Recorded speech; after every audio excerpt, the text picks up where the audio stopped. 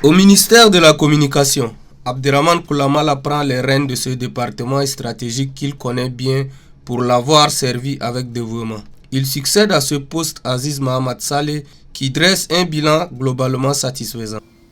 À mon sens, c'est la responsabilité par rapport à la relation avec les hommes et les femmes que vous êtes. Je pense que le Tchad de cette refondation mérite à ce qu'on laisse la chance à tout le monde et qu'on puisse voir en fonction de la compétence pour essayer de placer les gens.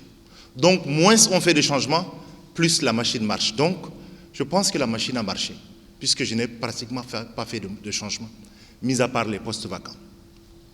Et donc, je voudrais souhaiter bon vent à toute l'équipe des services des médias, de l'ONAMA, de la TPE, de la CGPAN, du ministère, globalement, dans toutes leurs entreprises. Le ministre secrétaire général du gouvernement installe ainsi officiellement le ministre de la Communication, porte-parole du gouvernement.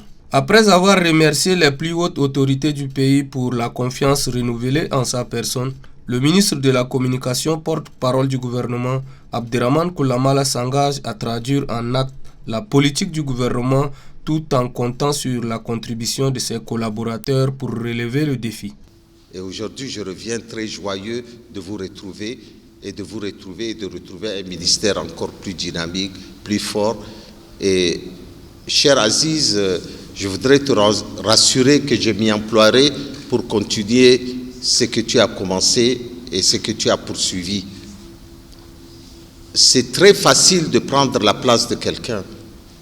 C'est très difficile de le remplacer. Même si cette maison est un peu la mienne aussi, c'est toujours difficile, c'est toujours un enjeu, c'est toujours un défi que de prendre la communication. Gérer des hommes des médias qui, par définition même, sont des gens indépendants, qui expriment des idées indépendantes, qui doivent jouir de toute la liberté qu'il faut pour exercer leur métier. Nous avons entamé des choses utiles pour le pays et qui se matérialisent aujourd'hui.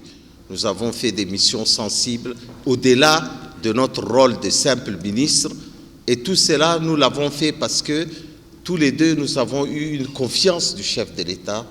Le président de la République a estimé que nous étions deux ministres importants de la République et il nous a confié deux ministères importants. La signature du procès verbal a marqué la fin de cette cérémonie de passation de charges.